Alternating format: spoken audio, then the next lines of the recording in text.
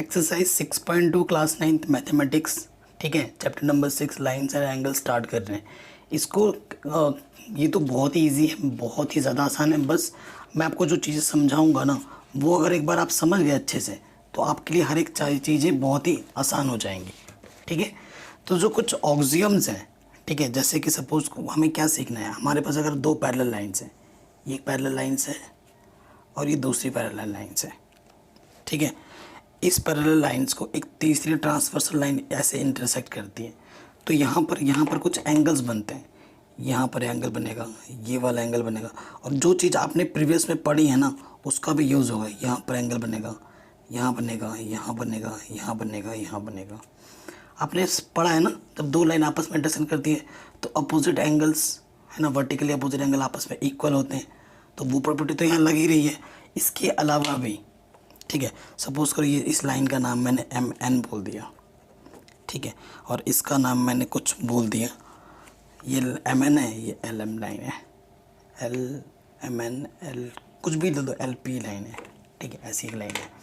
अब इसका मैंने क्या बताया कि देखो, जैसे मैंने इसको नंबरिंग कर दी 1 2 3 4 5 6, ठीक है, 7 8, ठीक है, ये 8 एंगल बना दिए। अब ये जो ऑक्सियम्स है ना, उसको मैं आपको बहुत ही सिंपल वे में समझा देता हूँ। कह रहे हैं if a transversal intersect two parallel lines. देखो, ये टू पैरेलल लाइन से एक ट्रांसफर लाइन इसको इंटरसेक्ट कर रही है, then each pair of corresponding angles is equal.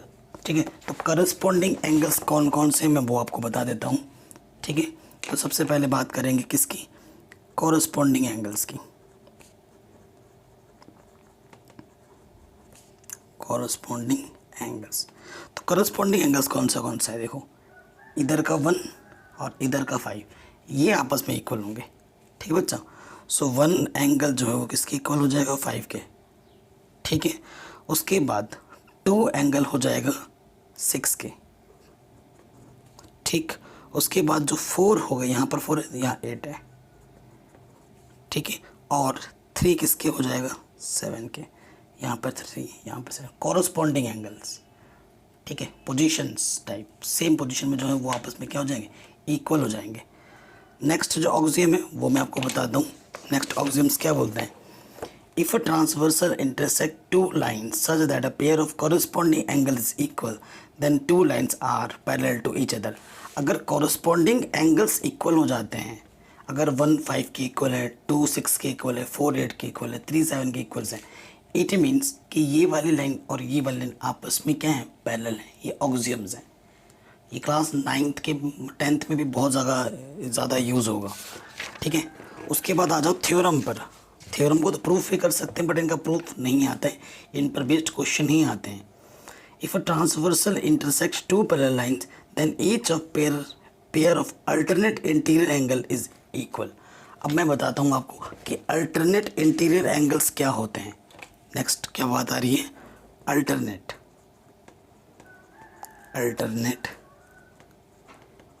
Interior angles. ये कौन कौन से हैं, इनको देख लो।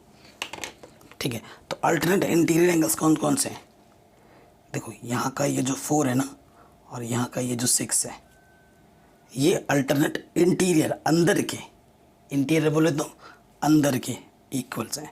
तो 4 किसके इक्वल हो जाएगा, 6 के, यानी कि 4 किसके इक्वल होगा, 6 के, और 3 किसके इक्वल होगा, 5 के। ठीक है, 3 किसके इक्वल हो जाएगा, 5 के। ठीक, अगला जो आएगा ना, अल्टरनेट एक्सटीरियर एंगल भी बोलते हैं। एक्सटीरियर मतलब बाहर के, अल्टरनेट एक्सटीरियर एंगल, शॉर्ट में इसको क्या बोला जाता है, अल्टरनेट एंगल्स। इंटीरियर एक्सटीरियर नहीं बोलते, अल्टरनेट एंगल्स बोलते हैं। Exterior angle, exterior angles, exterior मतलब बाहर वाले। तो बाहर के कौन कौन से, देखो ये 1 किसके इक्वल होगा, 7 के। यहाँ का ये जो 1 है और यहाँ का ये जो 7, वो आपस में इक्वल होगा। 1 किसके इक्वल होगा, 7 के, और ये 2 किसके इक्वल होगा, 8 के। ठीक है, ये एक्सटीरियर एंगल्स हैं। तो ये प्रॉपर्टी भी आएगी, ये थ्योरम भी आएगा, ये आगे लिखा हुआ है 6.3। बाकी थ्योरम्स को मैं एक्सप्लेन कर दे रहा हूँ। कह रहे if a transversal intersect two line in such that a pair of alternate interior angle is equal then the two lines are parallel. ठीक है, थ्योरम 6.4 क्या बोलता है? If a transversal intersect two parallel lines then each of interior angles on the same side of the transfer is supplementary. ठीक है, इसका मतलब क्या है कि ये एंगल 4 और ये एंगल 5 इंटीरियर में, इनका अगर सम करोगे तो 180 आएगा। ठीक है, उसके बाद नेक्स्ट थ्योरम क्या है हमारे पास? क्या बोला था? If a transversal intersect two parallel lines then each pair of interior angles on the same side of the transversal is supplementary. उसके बाद if a transversal intersects two lines such that a pair of interior angles on the same side is transversal is supplementary then two lines are parallel। तब वो अगर ये चीज़ और ये चीज़ को add करने पे 180 आ रहा है, इट मीन्स ये वाली लाइन और ये वाली लाइन आपस में क्या है? पैरेलल है। ठीक है, तो अल्टरनेट इंटीरियर एंगल की भी बात कर ली हमने। ठीक है, अल्टरनेट एक्सटीरियर की बात कर ली, करस्पॉन्डिंग एंगल्स की बात कर ली। सो अगर आप कुछ देख पा रहे हैं, यहाँ पर 1 5 के इक्वल था और 1 7 के इक्वल है, तो 5 और 7 ऑटोमेटिकली आपस में इक्वल हो जाएंगे। और ये तो वैसे ही पता चल रहा है क्योंकि वर्टिकली अपोजिट एंगल्स आपस में इक्वल होते हैं, वो तो उस प्रॉपर्टी से भी हो रहा है। और 6 और 8 आपस में इक्वल हो जाएंगे, है ना? अगर करके देखोगे 4 8 के इक्वल है, 2 8 के इक्वल है, तो 2 और 4 भी आपस में इक्वल हो जाएंगे। ये 2 और ये 4 आपस में इक्वल हो जाएंगे अगर कंपेयर करोगे तो, और वैसे भी है क्योंकि वर्टिकली अपोजिट है। तो बस इतनी चीज़ें हैं आपके सामने, अगर ये ढंग से पढ़ लिया, ये चीज़ें ढंग से समझ ली तो बहुत ही आसान है। और मैं आपसे रिक्वेस्ट करूँगा, एक्सरसाइज तो मैं करा रहा हूँ 6.2, बट आप खुद से ट्राई कीजिएगा जितने भी एग्जाम्पल्स हैं उनको करने की। एग्जाम्पल्स भी बहुत ही ज़्यादा इम्पोर्टेंट है और एग्जाम्पल को करके जाना बहुत ज़्यादा ज़रूरी है। ठीक है, एग्जाम्पल्स करिए खुद से, और सॉल्ट भी है आपके सामने, ये देखिए एग्जाम्पल्स है और सोल्यूशन है। खुद ट्राई कीजिए, नहीं आ जाए तो सोल्यूशन की हेल्प लीजिए। फिर भी अगर नहीं होता है तो मुझे बताइए, मैं करवा दूंगा, डोंट वरी। ठीक है, अब आ जाते हैं हम एक्सरसाइज 6.2 को। देखो ये जो फिगर्स वाले प्रॉब्लम है ना, ज़रूरी नहीं है कि जो मेरा माइंड क्लिक कर रहा है वही तरीका ही इकलौता तरीका हो इस क्वेश्चन को करने का, ऐसा नहीं है। इस क्वेश्चन को हम कई वे में कर सकते हैं, कई वे में। कौन सा वे आपको जल्दी माइंड में क्लिक करता है, it's depend on you, it depends on you. Okay, so don't worry, बहुत आसान है। कह रहे इन फिगर 6.28, ये 6.28 फिगर है, हमें बोल रखा है find the value of X and Y. ये एक्स वैल्यू और ये वाई वैल्यू हमें फाइंड करनी है। ठीक है, then show that A B parallel to C D, और उसके बाद हमें शो करना है कि ये जो ए बी और सी डी वो पैरेलल भी हैं। ठीक है, और वो क्या हैं? पैरेलल भी हैं। सो देखो क्लियरली हम शुरू कर रहे हैं exercise 6.2 class 9th mathematics question number 1। ठीक है, सो देखो अगर आप फिगर को ध्यान से देखें, वैसे तो फिगर से पता चल रहा है कि दो लाइन पैरेलल है, बट आपको शो करनी है कि 50 है, ये x है। ठीक है, ये 130 है और ये y है। ठीक है, ये एक रे है, यहाँ पर C है, यहाँ पर A है, ये B है और यहाँ पर D है। ठीक है, कोई दिक्कत नहीं है। Since 50 and x makes a linear pair, आप खुद बताइए, लीनियर पेयर बना रहा है ना, ये 50 और x, ये लाइन है, लीनियर पेयर बना रहा है। और लीनियर पेयर बना रहा है तो 50 प्लस x की वैल्यू किसके इक्वल होनी चाहिए? 180 के। ठीक है ना, तो 50 इधर के क्या हो जाएगा? माइनस का हो जाएगा, तो x की वैल्यू क्या आ जाएगी? 130। खुद देखिए। ठीक है, ठीक है, और आपको पता है vertically opposite angles are equal होते हैं। Since vertically opposites angles are equal, therefore 130 is equals to y। ठीक है, तो y की वैल्यू किसकी हो जाएगी? 130 की एक वैल्यू हो जाएगी। सो आपने x और y तो निकाल दिया। अब खुद देखिए आप, ये 130 है, यहाँ पर 130 है, तो ऑटोमेटिकली ये भी 130 हो जाएगा। ठीक है। ये 130 है तो यहाँ पर ये लीनियर पेयर 50 बनता है, तो यहाँ पर ऑटोमेटिकली 50 हो जाएगा। अब खुद देखिए, अल्टरनेट एक्सटीरियर एंगल्स और इंटीरियर एंगल्स इधर 130 है, इक्वल है, तो रीज़न क्या दोगे, सिंस अल्टरनेट एक्सटीरियर इंटीरियर नहीं लिख रहा हूँ, alternate angles are equal, therefore A B parallel to C D. Answer बहुत ही सिंपल वे में आपको समझा दिया मैंने, इससे आसान और कुछ नहीं होता, कुछ है भी नहीं इससे आसान, ठीक है। बहुत ही ईजी वे में आपको मैंने पहला क्वेश्चन करा दिया। अब आते हैं नेक्स्ट क्वेश्चन नंबर 2 में। कह रहे हैं in figure 6.29 if A B parallel to C D parallel to E F, पहले ही पैरेलल दे रखा है। वाई जेड का जो कॉम्बो है, वाई और जेड का जो रेशियो 3:7 है और हमें एक्स फाइंड करना है, ठीक है। तो फिगर में एक बार बना लेता हूँ दोबारा, है ना, ताकि आपको मैं यहाँ से समझा पाऊँ। तीनों लाइन आपस में एक दूसरे के पैरेलल है, अगर ये इसके पैरेलल है, ये इसके पैरेलल है, तो ऑटोमेटिकली ये इसके पैरेलल हो जाता है। अगर आपको बोलेगा तो आप कर भी सकते थे। ट्रांसवर्सल लाइन ये है, ये मेरा एक्स है, ये मेरा वाई है, क्योंकि पहले ही पैरेलल बोल रखा है, ध्यान रखना। अगर यहाँ एक्स है तो ऑटोमेटिकली यहाँ एक्स हो जाएगा, यहाँ वाई है तो ऑटोमेटिकली यहाँ वाई हो जाएगा, और यहाँ ऑटोमेटिकली जेड हो जाएगा, ठीक है। और यहाँ वाई है तो ऑटोमेटिकली यहाँ पर भी वाई हो जाएगा, क्योंकि अल्टरनेट एंगल्स इक्वल होते हैं, ठीक है। गिवन क्या है हमारे पास क्वेश्चन नंबर 2 में, हमें गिवन है कि y और z का जो रेशियो है वो 3:7 है। तो रेशियो वाले प्रॉब्लम में हम क्या करते हैं, late y equals to 3t मान लो और z इक्वल्स टू क्या मान लो 70, ठीक है। सिंस y और z क्या बनाएंगे, linear pair, since y and z makes a linear pair, या फिर इंटीरियर एंगल्स हैं, इनका सम तो 180 होता है, अभी आपने पढ़ा भी था, वो प्रॉपर्टी भी लगा सकते हो। कह रहे हैं ना, एक क्वेश्चन को करने के कई वे हैं इसमें, तो जो आपके मन में पहले क्लिक कर रहे हैं वो से लगा दो। तो 3 + 7t तो 10t हो जाएगा 180, तो t की वैल्यू आ जाएगी 18 डिग्री।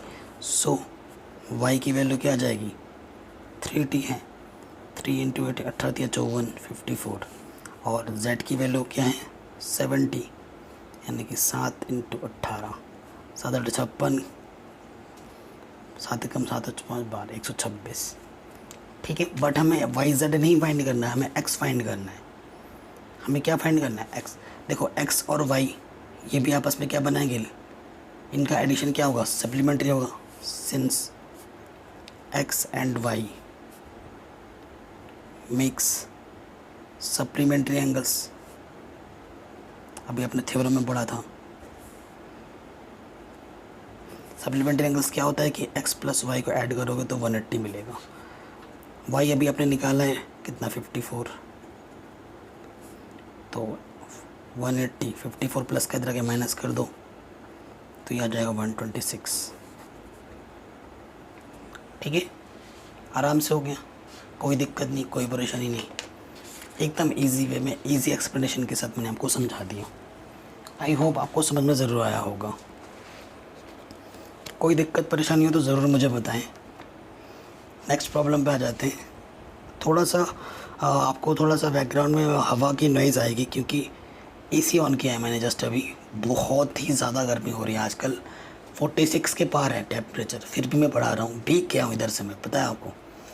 क्वेश्चन नंबर 3 कह रहे हैं इन फिगर 0.630, ये मेरा फिगर है, ए बी पैरेलल है सी डी के, पहले ही बोल रखा है, और ई एफ इस पर परपेंडिकुलर है, ओके। जी ई डी 126, ये टोटल 126 है। हमें ए जी ई फाइंड करना है, ए जी ई मतलब ये वाला एंगल फाइंड करना है, और जी ई एफ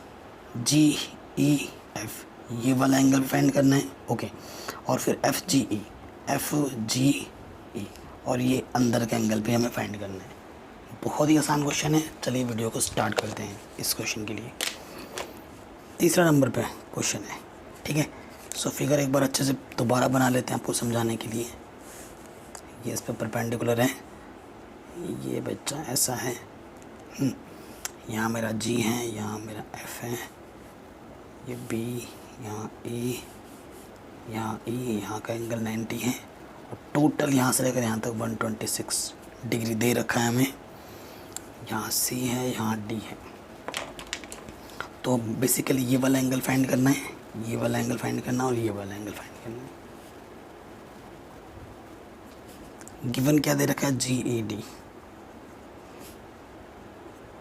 126 डिग्री हमें दे रखा है। ठीक है, देखो ये वाला एंगल निकालना है ना, since GEF, angle GEF plus लगेगा यहाँ पर, plus this plus this FED, angle FED, इन दोनों का सम कितना है 126।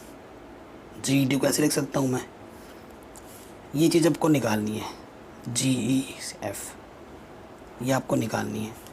FED कितना है आपके पास, यहाँ से यहाँ तक 90 है, ये 90 प्लस का उधर के क्या हो जाएगा, माइनस का। तो 126 में 90 माइनस करोगे कितना जाएगा, 36। तो GEF ये कितना आ गया, 36 डिग्री,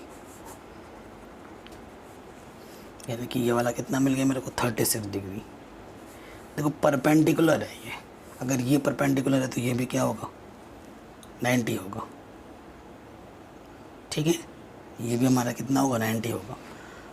अब आप खुद सोचो, क्योंकि ये line since AB is parallel to CD, therefore यहाँ का जो एंगल होगा और ये वाला जो एंगल होगा वो आपस में क्या होगा, इक्वल होगा। वो आपस में क्या होगा, इक्वल होगा, है कि नहीं, समझ पा रहे हो आप। ठीक है, since alternate angles are equal, है ना, ये प्रॉपर्टी लगाओगे तो ये जो AGE है, एंगल AGE है, वो किसके इक्वल होगा, GED के, एंगल GED के। तो ये जो वैल्यू है वो कितनी हो जाएगी, 126 AGE। सेकंड वाला आंसर भी आ गया। अगेन अगर आप देखें, ये क्या है, एक स्ट्रेट लाइन है, तो this angle plus this angle is equal to 180 होना चाहिए। Again angle AGE plus angle FGE कितना होगा, 180। ये जस्ट अभी आपने निकाला 126, ये आपको फाइंड करना है, FGE, ये F, ये GE, ये प्लस का इधर के क्या हो जाएगा, माइनस का FG, तो ये कितना जाएगा, 54।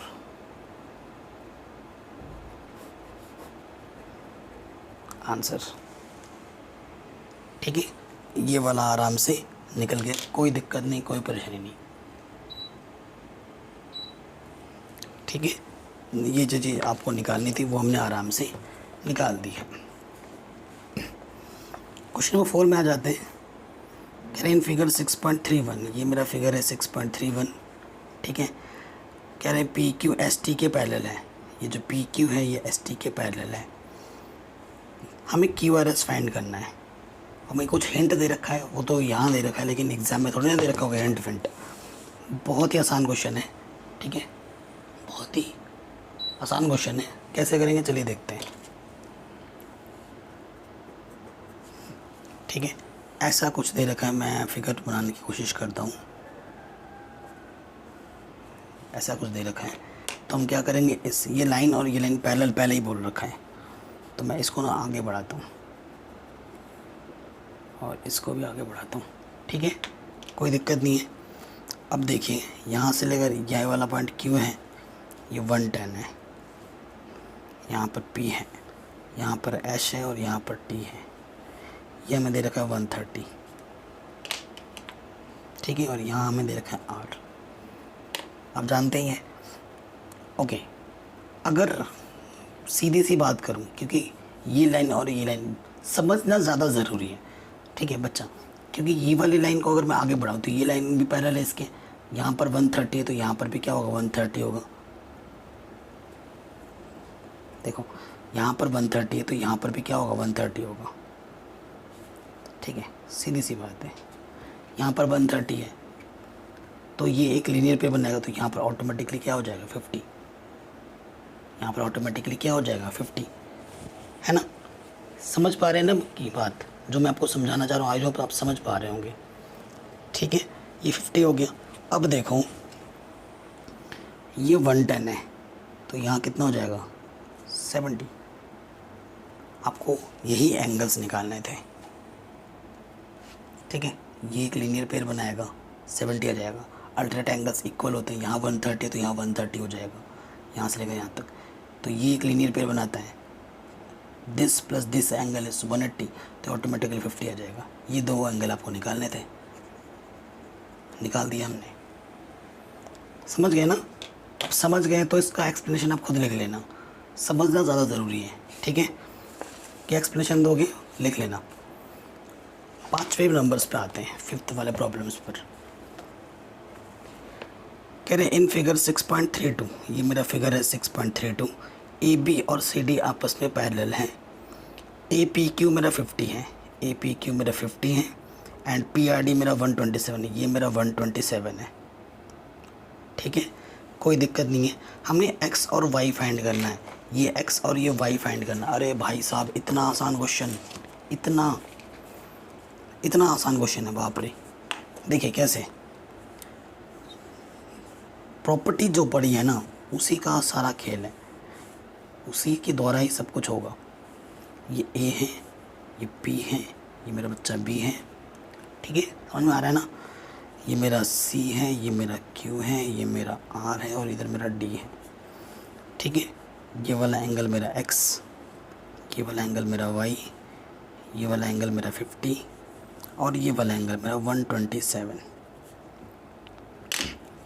ठीक है, since A B is parallel to C D, अगर आप ये वाला ट्रांसवर्सल लाइन है for P R transversal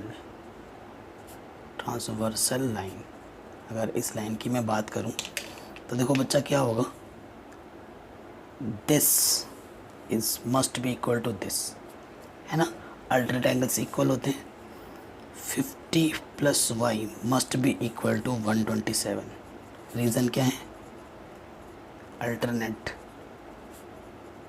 angles are equal. अभी मैंने बताया था आपको अल्टरनेट इंटीरियर एंगल्स इक्वल होते हैं, तो ये इंटीरियर एंगल्स इक्वल हैं। तो वाई 127 50 प्लस के रखे क्या हो जाएगा माइनस का। ठीक है, तो कितना आ जाएगा ये 77। वाई की वैल्यू कितनी आ गई 77। किसी को कोई दिक्कत कोई परेशानी आई थिंक नहीं होगी। ठीक है, किसी को नहीं होगी। वाई हमें 77 मिल गया, बहुत ही सिंपल से एक्सप्लेनेशन के साथ।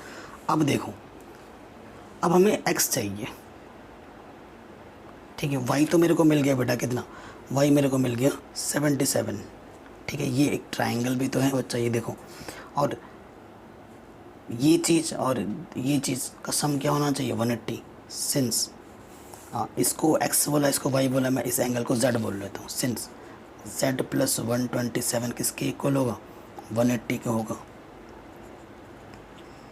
127 इधर माइनस कर दो तो कितना आ जाएगा, 10 में से 7 घटाओगे 3, कैरी इधर चला जाएगा, 7 में से 2 घटाओगे 5, 53। तो z की वैल्यू 53 है, ये हमें नहीं चाहिए। In triangle P Q R by angle sum property लगा दो। ठीक है, एंगल सम प्रॉपर्टी मतलब y plus X plus Z, X plus Y plus Z कितना होना चाहिए 180। x आपको निकालना है, y आपने निकाला है 77, z आपने निकाला है 53, 180। इन दोनों को ऐड करो, 7 और 3 10, कैरी 1, 5 और 7 12 और 1 13। तो उधर जाके माइनस करोगे तो x की वैल्यू कितनी आ जाएगी 50। ये आपका आंसर आ जाएगा जो आपको निकालना था। ठीक है, इजीली बन गया, कोई दिक्कत नहीं, कोई परेशानी नहीं।